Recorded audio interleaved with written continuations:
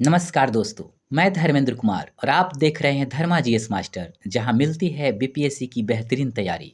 दोस्तों, आज हम जीएस 2 के पॉलिटी सेक्शन से कुछ प्रश्नों का मतलब ट्रेंड को पहचानने का प्रयास करेंगे। अर्थात 68 बीपीएससी और 69 बीपीएससी के शॉर्ट प्रश्नों को देखकर हम पेपर सेट करने वाले के सोच को समझने की कोशिश करेंगे और उसी आधार पे 70वीं बीपीएससी के लिए 13 संभावित शॉर्ट प्रश्न को देखने का प्रयास करेंगे। और यह आपके लिए मोस्ट इम्पॉर्टेंट साबित होगा एग्जाम के दृष्टिकोण से। जब हम इसका विश्लेषण करेंगे तो आपको खुद पता चल जाएगा कि यह प्रश्न कितने इम्पॉर्टेंट हैं। तो चलिए देखते हैं। देखिए, सबसे पहले 68 और 69 बीपीएससी प्रश्नों का विश्लेषण करेंगे, तब आपको पता चलेगा। देखिए, दोनों एक देखिए 5-5 प्रश्न पूछा जाता है शॉर्ट प्रश्न। तो 68 में 5 और 69 में 5 कितना हुआ? 10 प्रश्न हुआ। अब 10 प्रश्नों को मैं देखूंगा कि इसका वेटेज किसका कितना है, मतलब किस चैप्टर का कितना है, तब आपको समझ में आएगा। तो देखिए, भारतीय संविधान में धर्मनिरपेक्षता, मूल ढांचा, संशोधन, प्रस्तावना, न्यायिक पुनरावलोकन से 6 प्रश्न यहीं से आए हैं, इतने ही टॉपिक से। मतलब 60% वेटेज इसी का है। यदि आप इस सेक्टर को आप तैयार कर लेते हैं तो आप यकीन मानिए 5 में 3 प्रश्न जरूर लिख लेंगे। आप खुद देखिए और तब आप मानिए। कहा जाता है ना कि पहले देखो तब मानो। तो यहाँ से सिर्फ 6 प्रश्न आपको मिल जा रहे हैं, मतलब 60%। तो जब प्रश्नों की प्रवृत्ति को देखकर जब आप स्टडी करेंगे ना, तो आप काफ़ी आगे होंगे। बिना देखे समझे दौड़ना शुरू करेंगे तो लक्ष्य तक पहुंचने में ना काफ़ी दिक्कतों का सामना करना पड़ेगा। अब देखिए, इस टॉपिक को बहुत ही अच्छे से आप देख कर जाइए। अब देखिए, सेकंड प्रश्न और प्रश्न कहाँ से आए हैं, तो इसको देखते हैं। देखिए, सामाजिक न्याय और आरक्षण से यहाँ से ना एक ही प्रश्न पूछा गया है दोनों सालों को मिलाकर, अर्थात 68 और 69 बीपीएससी को। मतलब 10% इसका वेटेज है ना। अब देखिए नेक्स्ट, क्षेत्रीय राजनीति और बिहार की राजनीति से यहाँ पर देखिएगा 2 प्रश्न पूछा गया है, मतलब 20% वेटेज है। आप इस चीज़ को समझिएगा कि हम 68 और 69 दोनों प्रश्नों का एक साथ बात कर रहे हैं। मतलब 10 प्रश्नों के संदर्भ में हम समझ रहे हैं। ऐसा मत सोचिएगा कि एक 68 या 69। तो दोनों सालों के प्रश्नों में जब इसको देखेंगे ना, तो इस चैप्टर से क्षेत्रीय राजनीति और बिहार की राजनीति से 2 प्रश्न मिलाकर आए हैं। 68 में एक, 69 में एक। तो अर्थात इसका वेटेज 20% है। अब 5 प्रश्नों के हिसाब से देखेंगे तो अब देखिए, नीति निर्देशक तत्व और सामाजिक आर्थिक लोकतंत्र, मतलब कहने का मतलब नीति निर्देशक तत्व के तहत ही सामाजिक और आर्थिक लोकतंत्र की बात की जाती है, बट हमने वैसे ही लिख दिया है। यहाँ से एक प्रश्न, अर्थात 10% इसका वेटेज है। अब आप समझ गए कि इस सेक्टर का 60% कितना आपके लिए इम्पोर्टेंट है। आप इस चीज़ से अंदाज़ा लगाइए। मतलब यहाँ आप अगर कर लेते हैं तो 5 में 3 प्रश्न आपका यहीं से हो जाएगा। बाकी अगर इतने टॉपिक को भी अगर थोड़ा सा अच्छे से कर लेंगे तो लगभग 5 प्रश्न आप लिखने की हालात में होंगे। देखिए, प्रश्न ऐसे नहीं है कि जो सेटर होते हैं कहीं से भी पूछ लेते हैं। उनकी सोच को पकड़िए और एग्ज़ाम में बेहतर करिए। चलिए, सबसे पहले हम लोग थोड़ा उसका विश्लेषण करेंगे और फिर उसके बाद हम लोग देखेंगे 70वीं के लिए 13 इंपॉर्टेंट टॉपिक, और उसको ज़रूर करके जाइएगा। वैसे तो आप अपनी तैयारी काफ़ी अच्छी किए होंगे, लेकिन इसे ज़रूर करें। साथ में हमारे चैनल को भी सब्सक्राइब ज़रूर करें कि आने वाले जो हम विश्लेषण करेंगे प्रश्नों की, वह भी आपको देखने को मिल सकेगा। तो चलिए देखते हैं। देखिए, निष्कर्ष, मतलब मैं निष्कर्ष लिख दिया हूँ कि आप इस पीडीएफ को भी पढ़ के समझ सकते हैं। मैं टेलीग्राम पे इस पीडीएफ को डाल देता हूँ। तो देखिए, निष्कर्ष मतलब कहना क्या चाहता है। तो देखिए, मतलब संविधान और उसकी व्याख्यात्मक समझ से जुड़े प्रश्नों की बहुत अधिक प्रबलता है। साथ ही समकालीन राजनीति और सामाजिक मुद्दों को भी जोड़ा गया है, विशेषकर बिहार के संदर्भ में। क्यों? तो देखिए, क्योंकि प्रशासनिक अधिकारी को उस संविधान की गहरी समझ के साथ साथ वर्तमान सामाजिक राजनीतिक परिवेश को भी समझना चाहिए। क्यों? और खास करके बिहार जैसे राज्यों में, जहाँ सामाजिक राजनीतिक रूप से ना यह एक प्रकार से संवेदनशील राज्य है, इस दृष्टिकोण से भी। अब देखिए, प्रश्नों की प्रकृति, मतलब नेचर ऑफ क्वेश्चंस, इसको देखिए। देखिए, सबसे पहले आप इसे देखिएगा जरूर। ऐसा नहीं है कि डायरेक्ट आप आगे बढ़ के प्रश्नों की तरफ चले जाइएगा, तब आप नहीं समझ पाएंगे। पहले समझिए, उसके बाद आप खुद से गेस कर लेंगे कि हाँ, ये टॉपिक इंपॉर्टेंट है। देखिए, आलोचनात्मक मूल्यांकन, जैसे कि मूल ढांचा, संविधान संशोधन, धर्मनिरपेक्षता, इस तरीके के प्रश्नों में। समसामयिक संदर्भों से जुड़ाव, जैसे आरक्षण की तार्किकता, जातीय जनगणना। अब देखिए, संवैधानिक सिद्धांतों का व्यवहारिक मूल्यांकन, जैसे प्रस्तावना की कार्य योजना नीति, नहीं, कार्य योजना, नीति निर्देशक तत्व, मतलब इसको व्यवहारिक दृष्टिकोण से। अब देखिए क्यों इस तरीके के, तो निष्कर्ष मैं आपको बताता हूँ पूरा, मतलब सभी का। देखिए पेपर सेटर ना एक प्रकार से विश्लेषणात्मक क्षमता, समसामयिकी समझ और संविधान के सैद्धांतिक पक्ष के साथ-साथ उसके व्यवहारिक प्रयोग की जाँच करना चाहता है। क्यों? क्योंकि महज सैद्धांतिक ज्ञान एक अधिकारी को सक्षम नहीं बनाता। उसे समस्याओं का हल खोजने के लिए गहराई से सोचने और व्यवहारिक निर्णय लेने में दक्ष होना चाहिए। कैसे होगा? यही सब की जाँच करते हैं इन प्रश्नों के माध्यम से। अब देखिए हमारा जो तीसरा पॉइंट है, बिहार केंद्रित दृष्टिकोण। अब देखिए, अब इसको क्यों हमने लिखा है, तो देखिए बिहार की राजनीतिक संस्कृति में सुधार, मतलब इस तरीके का प्रश्न देखिए 68 में पूछा गया था। जातीय जनगणना का बिहार की राजनीति पर प्रभाव, ऐसा प्रश्न 69 में पूछा गया था। अब देखिए इससे निष्कर्ष क्या निकलता है, तो देखिए बीपीएससी सेटर जो होता है ना, प्रश्न सेट करने वाले, बिहार के छात्रों से स्थानीय परिप्रेक्ष्य की समझ भी देखना चाहता है। क्यों? क्योंकि अधिकारी को स्थानीय समाज, संस्कृति, समस्याओं और राजनीति की जमीनी समझ होनी चाहिए, जिससे वह क्षेत्रीय विकास में योगदान दे सके। यदि उसको यही समझ नहीं है तो क्या योगदान दे पाएगा। नेक्स्ट हम लोग देखते हैं फोर्थ नंबर जो मैंने आपके लिए बनाया है। देखिए पेपर सेटर की मनोवृत्ति क्या होती है, चलिए इसको देखते हैं। देखिए वह चाहता है कि छात्र संविधान को सिर्फ याद न करें बल्कि उसे समझे और विश्लेषण करें। क्यों? अब देखिए क्यों ऐसा चाहते हैं, क्योंकि संविधान, आप पढ़े होंगे संविधान में कि संविधान एक जीवंत दस्तावेज है। लेकिन केवल संविधान एक जीवंत दस्तावेज ही नहीं है।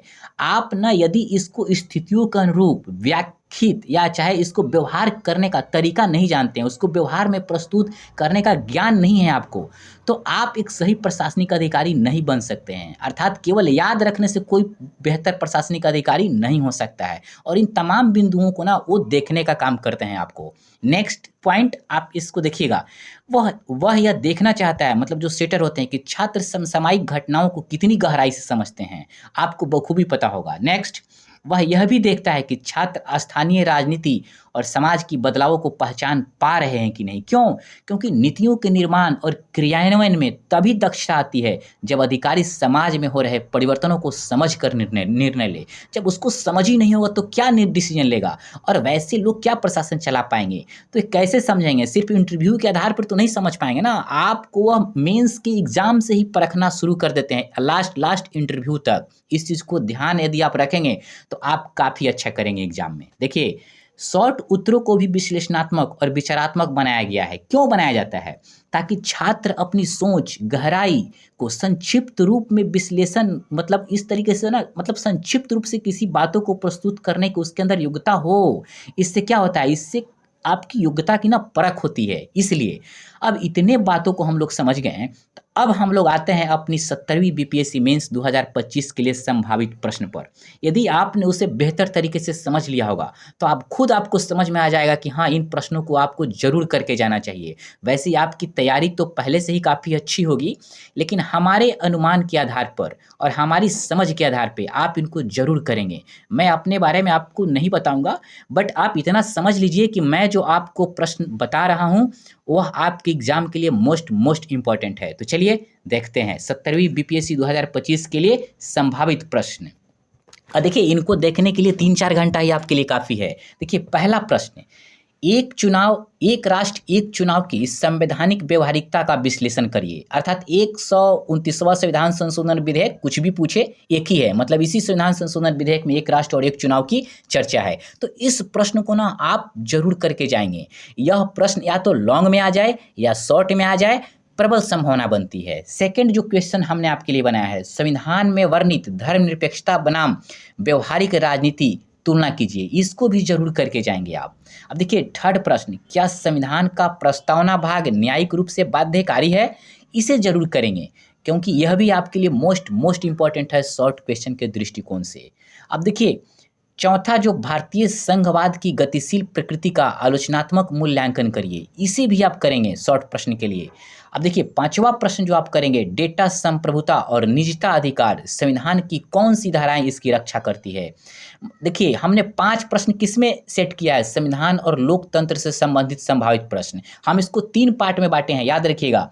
पॉलिटी के प्रश्नों को गेस करते समय मैंने 3 पार्ट में इसे डिवाइड किया है। पहला पार्ट में हमने संविधान और लोकतंत्र से संबंधित संभावित प्रश्नों को रखने का काम किया है। इसमें 5 प्रश्नों को हमने रखा है और इन प्रश्नों को तो आज से ही शुरू कर दीजिएगा करने के लिए।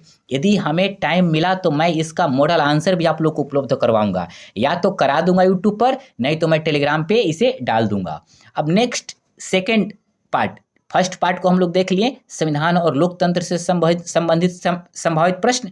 अब देखिए सेकेंड पार्ट में मैंने क्या बांटा है, समसामयिक और सामाजिक राजनीतिक मुद्दे के संदर्भ में। अब देखिए इससे रिलेटेड मतलब क्या प्रश्न आप क्या सकते हैं। इसमें पहला प्रश्न है, समान नागरिक संहिता की संवैधानिक वैधता पर टिप्पणी कीजिए। इस प्रश्न को भी आप जरूर करके जाइएगा, ये बखूबी चर्चा में रहता है, हमेशा चर्चा में रहता है, मोस्ट इंपॉर्टेंट है आपके लिए ये प्रश्न। इससे लॉन्ग प्रश्न भी आ सकता है, शॉर्ट प्रश्न भी आ सकता है। हम जितने आपको टॉपिक बता रहे हैं ना, वो शॉर्ट में आ जाए नहीं तो लॉन्ग में आ जाए, पक्का आएगा। और इतना कर लेंगे तो मुझे यकीन है कि आप शॉर्ट प्रश्न में भी काफ़ी हद तक सुरक्षित रहेंगे। इस चीज़ को विश्वास करिए और अपनी तैयारी को ना काफ़ी धार देने का प्रयास करिए। नेक्स्ट सेकेंड प्रश्न, महिला आरक्षण विधेयक 2023 का सामाजिक प्रभाव, इसको भी काफ़ी बेहतर तरीके से करिएगा। देखिए महिला आरक्षण विधेयक को ना, मतलब यदि आपको यह पूछ दे कि नारी वंदन अधिनियम, मतलब नारी वंदन अधिनियम, तब भी आपको यही समझना है, याद रखिएगा।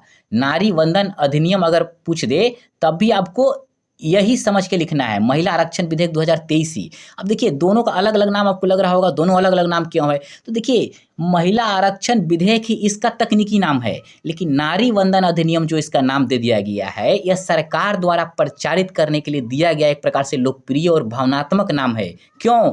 ताकि महिला सशक्तिकरण का संदेश दिया जा सके, लेकिन तकनीकी नाम इसका यही है, महिला आरक्षण विधेयक 2023।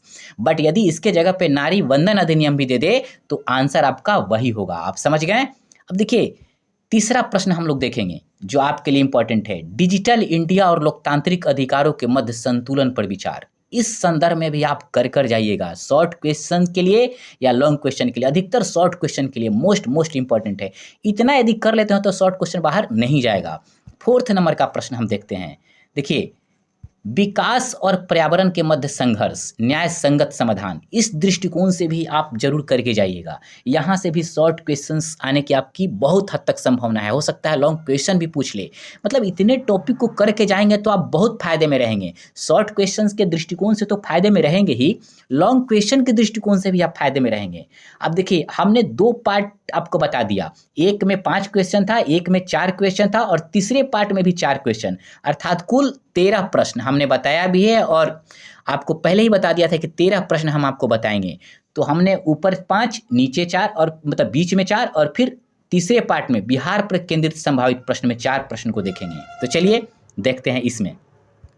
अब देखिए बिहार में जाति आधारित जनगणना और सामाजिक न्याय का नया विमर्श, इस संदर्भ से आप प्रश्न को जरूर कर जाइएगा। यह भी आपके लिए ना मोस्ट इंपॉर्टेंट है, याद रखिएगा। आप खुद यदि अच्छे से पढ़ाई किए होंगे तो आपको प्रश्न को देखकर लग रहा होगा कि नहीं सच में यह प्रश्न मोस्ट इंपॉर्टेंट है, और टीचर के मानसिकता को ना पढ़ी जा सकती है पिछले प्रश्नों के आधार पर। इस चीज़ को भी आप ध्यान रखिएगा। सेकेंड प्रश्न जो आप करके जाएंगे, बिहार में पंचायती राज व्यवस्था के 20 वर्ष उपलब्धियां और चुनौतियां। किन्हीं को लग रहा होगा 20 वर्ष क्या बता रहे हैं, तो पंचायती राज पहले से लागू है। तो मैं थोड़ा सा आपको समझा देता हूं। देखिए बिहार में पंचायती राज अधिनियम 1993 में बनाया गया था, जिसे बाद में 2006 में 2006 में बिहार पंचायती राज अधिनियम 2006 द्वारा प्रतिस्थापित किया गया था। तो उस संदर्भ में हम बात कर रहे हैं, 2006 से 2025 चल रहा है ना, तो लगभग 20 वर्ष पूरा हो गया ना। तो उस संदर्भ में इसकी उपलब्धियां और चुनौतियों को कर जाएंगे। यह आपके लिए मोस्ट इंपॉर्टेंट है और इसे जरूर करेंगे और आप अपने को सुरक्षित कर लेंगे। मतलब कहते हैं ना कि सुरक्षा से घिर जाना, तो आप इतने को कर लेंगे तो पूरी तरह से सुरक्षित रहेंगे, और बाकी आप तो पहले से पढ़े ही होंगे। नेक्स्ट, बिहार के जो तीसरा प्रश्न है, बिहार के युवा और पलायन, कारण और समाधान, इस संदर्भ में भी आप कर जाएंगे। हो सकता है यह टॉपिक आपको निबंध पर भी पूछ दे, निबंध में भी पूछ दे, लॉन्ग क्वेश्चन के भी रूप में पूछ दे, शॉर्ट क्वेश्चन के रूप में भी पूछ दे, किसी भी रूप में पूछ दे, तो आप इसको जरूर करेंगे। फोर्थ नंबर का प्रश्न जो हमने आपके लिए किया है सेट, बिहार की शिक्षा नीति और डिजिटल परिवर्तन, इसको कर लीजिएगा। दोस्तों हमने पॉलिटी के प्रश्नों को 3 पार्ट में डिवाइड किया और तीनों पार्ट में मैंने एक पहले पार्ट में 5, दूसरे पार्ट में 4 और तीसरे पार्ट में मतलब 4 प्रश्नों को हमने मतलब शामिल किया। कुल मैंने आपके लिए 13 प्रश्न को शामिल किया है। इतना कर लीजिए और अपने को सुरक्षित कर लीजिए। बाकी आपने पहले तैयारी तो किया ही होगा। मेरे कहने की बात मतलब मेरी बात भी आप मानकर इनको ज़रूर देखें। अब आपके लिए मैं एक अंतिम सुझाव देना चाहता हूँ। तो चलिए देखते हैं अंतिम सुझाव। हर संवैधानिक टॉपिक को समसामयिक मुद्दों से जोड़कर पढ़ें। दोस्तों क्योंकि संविधान ना क्यों समसामयिक करंट से जोड़कर पढ़ने के लिए बोला जाता है? आप कभी समझे हैं? इस बात को कभी गौर किए हैं कि संविधान के टॉपिक को क्यों करंट के टॉपिक से जोड़कर पढ़ना चाहिए? इसके पीछे रीज़न यह होता है क्योंकि संविधान हमारा अस्थायी है, पर समस्याएँ और परिस्थितियाँ बदलती रहती है और इन दोनों को जोड़कर जब पढ़ेंगे ना तभी एक व्यावहारिक दृष्टिकोण आपका बनेगा और यही व्यावहारिक प्रशासनिक दृष्टिकोण को दर्शाने का काम करता है। दोस्तों यदि कोई स्टूडेंट मेरे संपर्क में रहकर 6 महीना पढ़ ले तो मैं उसे टॉप 10 में भी स्थान दिलवा सकता हूँ। बट पढ़ने की उसके अंदर ना एक उत्सुकता होना चाहिए। अब देखिए सेकंड टॉपिक जो आपको मैं सुझाव दे रहा हूँ, बिहार परिप्रेक्ष्य की गहराई से तैयारी करें। देखिए बीपीएससी का एग्ज़ाम है तो बिहार के संदर्भ में तो तैयारी करेंगे ही, इसमें तो कोई मतलब अलग बात नहीं है। अब देखिए तीसरा, पूर्व के टॉपिक्स दोहराए नहीं जाते लेकिन उनकी आत्मा दोहराई जाती है। कहने का मेरा यहाँ पे बात समझिएगा। प्रश्नों को दोहराते हैं मतलब उनका जो सेंस होता है ना प्रश्न का, आत्मा जो भाव, वो तो दोहराया ही जाता है, बस शब्द का हेर-फेर हो जाता है। शब्द का परिवर्तन कर देंगे। जैसे कैसे हमने कहा महिला आरक्षण विधेयक आपको दे देगा नारी वंदन अधिनियम। प्रश्नों का हेर-फेर हो गया बट उसकी आत्मा वही है। तो आप जब टॉपिक को अच्छे से समझे रहेंगे तब बेहतर तरीके से लिखेंगे। फोर्थ जो हमारा आपका सुझाव है कि प्रत्येक उत्तर को विश्लेषणात्मक और तर्कपूर्ण दृष्टिकोण से लिखने की आदत डालें। क्यों? क्योंकि इससे छात्र की सोचने, समझने और तर्क संगत समाधान प्रस्तुत करने की क्षमता को आँक लेते हैं एग्जामिनर। और इन प्रश्नों के माध्यम से या आपको लगता होगा पेज भर दो टीचर तो नंबर दे ही दे देगा, नहीं। अगर आप प्रश्न को कम पेज में भी लिखते हैं लेकिन यदि विश्लेषणात्मक और तर्कपूर्ण दृष्टिकोण अपनाते हैं तो आप यकीन मानिए आपको नंबर बहुत ज़्यादा मिलेगा। जो 50 पेज 10 पेज में भी लिखेगा ना पूरे क्वेश्चन को तो उसको भी कम मिलेगा, लेकिन आप 2 पेज में ही लिखेंगे एक लॉन्ग आंसर को ना तब भी आपको उससे ज़्यादा नंबर मिलेगा। ये बातें आप समझिए, ज़रूर समझिए। भले ही आपको किसी ने बताया है कि नहीं बताया है ये तो मेरे को नहीं पता, बट आप हमारी बातों को विश्वास कीजिए लेकिन मेरी बातों को भी तर्क की कसौटी पर अपनाइए और तर्क की कसौटी पर यदि मेरी बात सही लगती है तब ज़रूर मानिए आप। तो दोस्तों हमारे चैनल को भी सब्सक्राइब ज़रूर करें और मैं नेक्स्ट आपके लिए इकोनॉमिक्स और ज्योग्राफी का ऐसा ही मतलब प्रश्नों की प्रवृत्ति पर विचार कर आपके लिए गेस करके मतलब टीचर जो सेटर है उनकी माइंड को रीड करके आपके लिए मैं प्रश्न लाऊंगा और साइंस टेक का भी, और उसके बाद मैं इसका आंसर कराना शुरू करूंगा। और यदि इस समय नहीं मिला तो मैं आपके लिए इसको लिख कर टेलीग्राम पर भी डाल दूंगा, आप वहाँ से भी ज़रूर देख लेंगे दोस्तों। लेकिन आप हमारे चैनल को भी सब्सक्राइब करें। कुछ लोग देखते हैं बट सब्सक्राइब नहीं करते हैं, और बेल आइकन को भी दबा दीजिएगा जिससे आपको नोटिफिकेशन मिलता रहे। दोस्तों लास्ट में कमेंट जरूर करिएगा कि मेरा जो यह विश्लेषण है आपको कैसा लगा, और ताकि मैं और ज़्यादा विशेष अच्छा करने का प्रयास करूं। तो दोस्तों वीडियो देखने के लिए बहुत बहुत धन्यवाद।